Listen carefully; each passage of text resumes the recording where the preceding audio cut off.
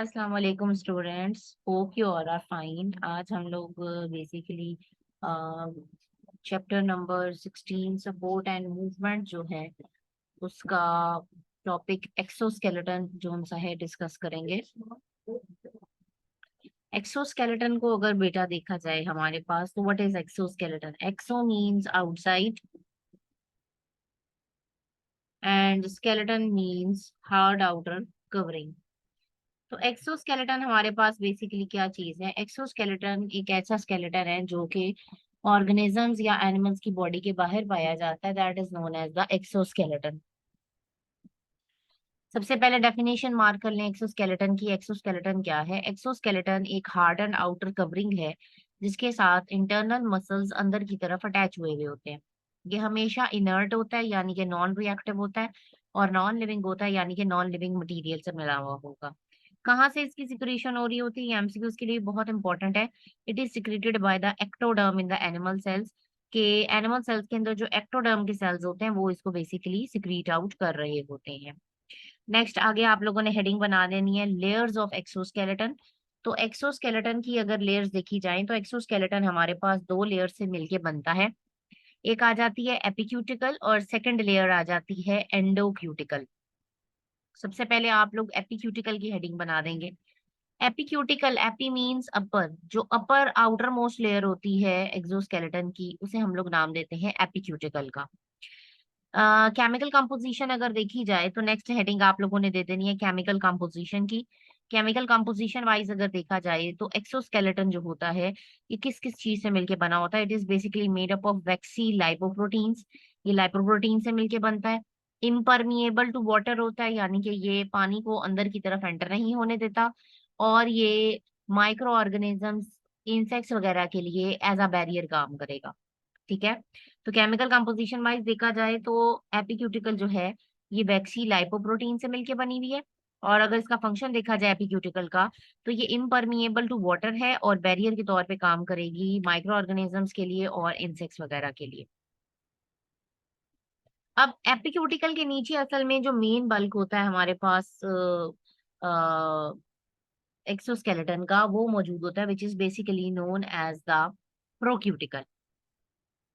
So the bulk of the exoskeleton is between below the epicuticle, और उसे नाम क्या दिया जाता है? प्रोक्यूटिकल का। Now what is the chemical composition of procuticle? Procuticle जो होती है ये एक आउटर लेयर है। It is a layer consisting of an outer layer of exocuticle and inner layer of endocuticle.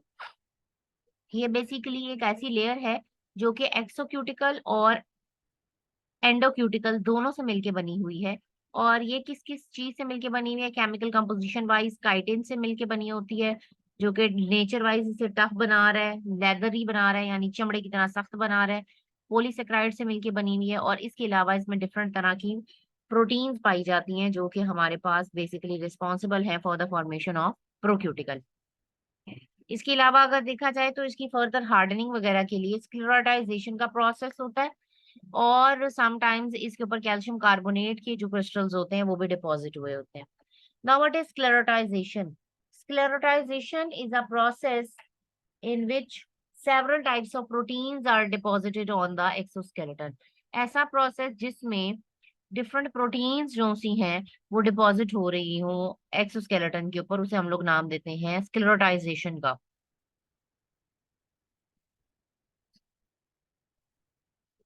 तो शॉर्ट क्वेश्चन यहाँ पे एक बहुत इंपॉर्टेंट बन जाता है हमारे पास। Differentiate between epicuticle and procuticle. तो पहले दोनों को डिफाइन करेंगे, उसके बाद फिर आप बताएंगे केमिकल कंपोजिशन दोनों की, and then comes the function. तो फर्स्ट पॉइंट ये बन जाएगा, epicuticle is the outer layer of the exoskeleton, procuticle is a layer which is formed of exocuticle and endocuticle. Secondly chemical composition आप बता देंगे, और थर्ड ये कि एपिक्यूटिकल जो है ये इम्परमिएबल टू वाटर होती है और बैरियर के तौर पे काम कर रही होती है। लेकिन जो हमारे पास प्रोक्यूटिकल है ये मेन बल्क बनाने के लिए रिस्पॉन्सिबल है, और ये हमारे पास जो है फर्दर हार्डन्ड हो जाती है कैल्शियम कार्बोनेट वगैरह की वजह से या स्क्लेरोटाइजेशन के प्रोसेस की वजह से। एक्सोस्केलेटन की अगर एग्जांपल्स देखी जाएं तो एक्सोस्केलेटन हमें मोलुस्का वगैरह के शेल्स में भी नजर आता है। जो कि एक पीस या दो पीसेस से मिलके बना हो सकता है, या मेरीन बायवॉल्विया वगैरह के केस में देखा जाए या स्नेल के केस में देखा जाए, तो इनका जो आमतौर पे एक्सोस्केलेटन होता है उसके ऊपर कैल्शियम कार्बोनेट के क्रिस्टल्स डिपॉजिट हुए होते हैं। लैंड स्नेल का अगर आप लोग एक्सोस्केलेटन देखेंगे तो उसके ऊपर हार्डनिंग मटेरियल्स नहीं होते और वो वेट वाइज काफी लाइटर होता है। रीजन क्या है? जो हमारे पास मैरीन एनवायरनमेंट में रहने वाले जानवर हैं वो तो समुद्र में पाए जाने वाले मिनरल्स वगैरह को अपने ऊपर डिपॉजिट कर लेते हैं,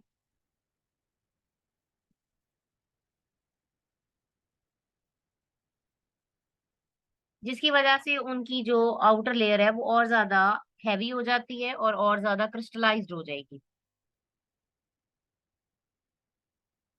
लेकिन जो मोलस्कन शेल है उसको अगर देखा जाए तो ये आमतौर पे एनिमल की बॉडी के साथ साथ इसका साइज भी ग्रो होता जाता है और इंक्रीज होता जाता है।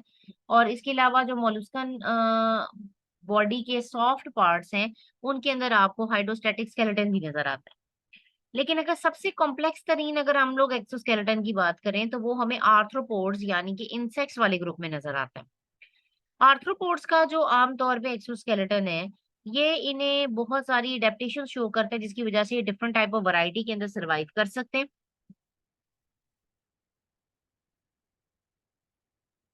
अब वो कौन कौन सी मॉडिफिकेशंस हैं, ये बहुत ही एक इंपॉर्टेंट शॉर्ट क्वेश्चन आपके पास बन जाता है।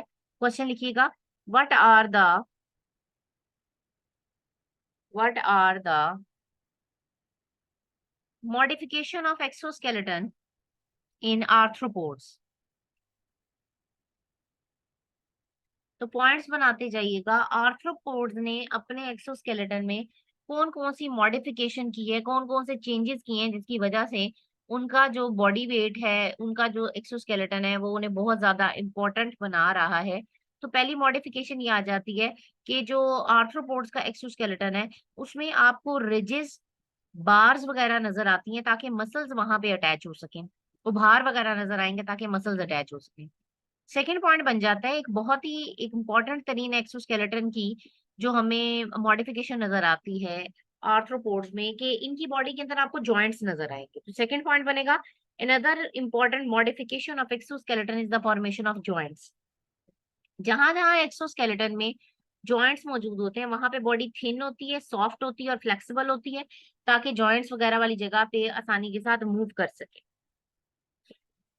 थर्ड हमारे पास मॉडिफिकेशन आ जाती है एक्सोस्केलेटन की, एक ये भी मॉडिफिकेशन है कि इसमें आपको सेंसरी रिसेप्टर्स नजर आते हैं सेंसिला की फॉर्म में, ब्रिसल्स वगैरह की फॉर्म में, लेंसेज वगैरह की फॉर्म में, जो कि आमतौर पे जो है हेल्प आउट कर रहा होता है डिफरेंट तरह के फंक्शंस के अंदर। और लास्ट और फोर्थ मॉडिफिकेशन आ जाती है हमारे पास, modification of exoskeleton that permits the gaseous exchange. Exoskeleton के अंदर जो सा है वो आपको गैसियस एक्सचेंज के लिए छोटे छोटे पोर्स नजर आते हैं, जैसा कि आप लोगों ने फर्स्ट ईयर के अंदर पढ़ा था कि कॉकरोच वगैरह की बॉडी के अंदर भी एक्सोस्केलेटन के अंदर बाय स्पाइरिकल नाम की ओपनिंग थी ताकि गैसियस एक्सचेंज हो सके। This short question is very important from the paper point of view कि what are the modifications of the exoskeleton in the arthropods. तो आपने ये चार पॉइंट्स डिस्कस कर लेने। कहते हैं लेकिन मोलुस्का का अभी हमने डिस्कस किया तो मोलुस्क वगैरह का एक्सोस्केलेटन जो था ये एनिमल की बॉडी के साइज साथ इंक्रीज कर रहा था, ग्रो कर रहा था। लेकिन आर्थ्रोपोड्स के एक्सोस्केलेटन की ये करेक्टरिस्टिक नहीं है। जब भी आर्थ्रोपोड्स अपना साइज इंक्रीज करते हैं इनका एक्सोस्केलेटन साइज वाइज इंक्रीज नहीं करता, ग्रो नहीं करता। So they have to shed off their exoskeleton, इन्हें अपने पुराने वाले एक्सोस्केलेटन को शेड ऑफ करना पड़ता है और उसे नए वाले एक्सोस्केलेटन के साथ रिप्लेस करना पड़ता है जो कि पहले की निस्बत काफी ज्यादा लार्जर इन साइज होता है। और पुराने एक्सोस्केलेटन को शेड ऑफ करना और उसे लार्जर वन के साथ रिप्लेस करना, ये एक खास प्रोसेस होता है जिसे हम लोग नाम देते हैं एक्डाइसिस या मोल्टिंग का। So here comes a very short, important short question. What is ecdysis or molting? The process by which arthropods shed off their old exoskeleton and replace it with the one of the larger size is known as ecdysis or molting. हम उसे ecdysis या molting का नाम दे रहे होते हैं।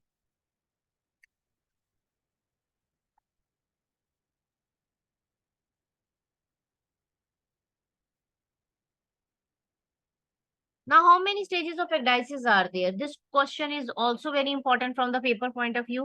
आप question लिखेंगे what are the steps of ecdysis या what are the different stages of ecdysis. तो ecdysis जो है इसे 4 स्टेप्स में डिवाइड किया जाता है. सबसे पहला काम ये होता है कि हाइपोडर्मल ग्लैंड्स जो एंजाइम सिक्रीट करते हैं वो पुरानी वाली एंडोक्यूटिकल को डाइजेस्ट करना शुरू कर देते हैं, जिसकी वजह से हाइपोडर्मिस और एक्सोस्केलेटन जो होते हैं वो एक दूसरे से सेपरेट होना शुरू हो जाते हैं. पुराने वाला एक्सोस्केलेटन स्प्लिट कर जाएगा, उसमें छोटे छोटे सुराख बनने शुरू हो जाते हैं. जो हमारे पास ओल्ड एंडोक्यूटिकल थी जो डाइजेस्ट हुई थी, उसको डाइजेस्ट करने के बाद नई प्रोक्यूटिकल और एपिक्यूटिकल सिक्रीट आउट होती है. And finally the last step के जो न्यू एक्सोस्केलेटन होगा उसको हार्डन किया जाएगा कैल्शियम कार्बोनेट की क्रिस्टल्स की डेपोजिशन से. इन तमाम हार्डनिंग प्रोसेस के दौरान जितने भी आर्थ्रोपोड्स होते हैं वो आमतौर पे वल्नरेबल होते हैं, छुप जाते हैं ताकि प्रेडेटर या शिकारी उनके ऊपर अटैक ना कर सके. और ये तमाम जो चेंजेस आ रहे होते हैं इन 4 स्टेजेस के अंदर एग्डाइसिस के दौरान या मोल्टिंग के दौरान, इस दौरान उस आर्थ्रोपोड का नर्वस सिस्टम जो है वो उस प्रोसेसेस को कंट्रोल कर रहा होता है, या इन अदर मैनर हम ये भी कहते हैं कि नर्वस सिस्टम के साथ साथ आर्थ्रोपोड्स के अंदर एक हार्मोन रिलीज होता है विच इज नोन एज एक्डाइसन.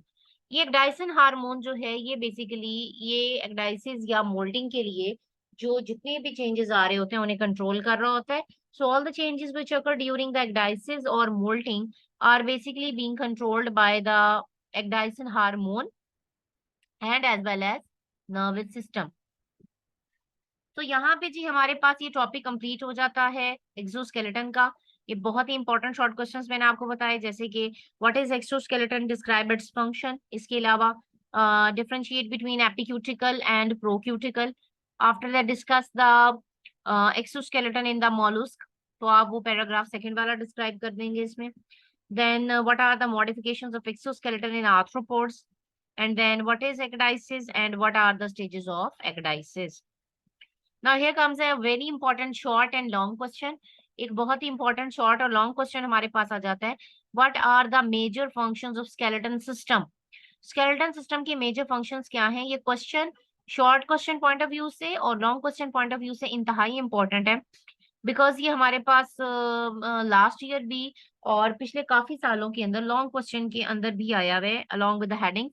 तो आपने इसके पॉइंट्स और हेडिंग्स बना के लिख देने. फर्स्ट हेडिंग बनी हुई है कि जितने भी स्केलेटन सिस्टम होते हैं ये बेसिकली सपोर्ट एंड शेप का काम देता है, जैसे कि बोन्स वगैरह सॉफ्ट टिश्यूज को सपोर्ट दे रहे हैं. इसके अलावा हमारे पास अटैचमेंट प्रोवाइड करता है ताकि मसल्स वगैरह जो से वहां पे अटैच हो सके. अटैचमेंट साइट प्रोवाइड करेगा और बॉडी को एक स्पेसिफिक शेप प्रोवाइड करे. सेकेंडली प्रोटेक्शन का काम भी देते हैं स्केलेटन सिस्टम. जैसे कि जितने भी इंटरनल ऑर्गन्स हैं, brain, spinal cord, heart and lungs वगैरह, उन्हें प्रोटेक्शन वगैरह देने के लिए हमारे पास डिफरेंट प्रोटेक्टिव कवरिंग्स हैं. जैसे ब्रेन और स्पाइनल कॉर्ड के बाहर जोन सा है आपको जोन सा है वर्टिब्रल कॉलम नजर आएगा स्पाइनल कॉर्ड के बाहर, और ब्रेन को प्रोटेक्शन देने के लिए क्रेनियम नजर आ रही है. इसी तरह से अगर हम लोग हार्ट को देखें और लंग्स को देखें तो बाय रिब की इससे प्रोटेक्शन मिल रही है. मूवमेंट मूवमेंट में भी काम करता है जी हमारे पास, क्योंकि स्केलेटन के साथ जो स्केलेटन मसल्स अटैच होते हैं ये बॉडी के मूवमेंट में काम कर रहे होते हैं. मिनरल होमोस्टैसिस में भी काम करता है. बोन्स हमारी जो सी हैं वो basically calcium, phosphorus, sodium, potassium जैसे इंपॉर्टेंट मिनरल्स को अपने अंदर स्टोर करती हैं. और नेगेटिव फीडबैक मैकेनिज्म के प्रोसेस के जरिए कई दफा बोन्स जो हैं वो मिनरल्स वगैरह को एब्जॉर्ब करती हैं और कई दफा इन्हें रिलीज भी करेंगी. एंड लास्ट और फिफ्थ हमारे पास इसका काम आ जाता है blood cell production. White blood cell, red blood cells, ये जितने भी ब्लड सेल्स हैं इनकी प्रोडक्शन का काम हो रहा होता है हमारे पास बोन मैरो के अंदर. और बोन मैरो क्या है? बोन मैरो जो है हमारे पास बेसिकली एक कनेक्टिव टिश्यू की टाइप है जो आमतौर पे आपको मुख्तलिफ तरह की बोन्स के अंदर नजर आ रहा होता है. ये बोन मैरो वो हमारे पास बेसिकली मटेरियल है जिसने रेड ब्लड सेल्स और व्हाइट ब्लड सेल्स बनाने हैं. सो अगर पेपर में क्वेश्चन आ जाता है what are the major functions of skeleton system, तो आप यही हेडिंग्स मेंशन करेंगे along with their description of one line के सपोर्ट एंड शेप का काम कर रहा है, प्रोटेक्शन में यूज हो रहा है, मूवमेंट में काम कर रहा है, मिनरल होम्योस्टेसिस में as well as blood cell production में भी यूज हो रहा है. सो students, this is our lecture for today. If you have any question, if you have any query regarding this topic, you can comment or you can ask the question in the comment section. Or if you want to um, ask any other personal question, you can also contact me personally. Thank you so much.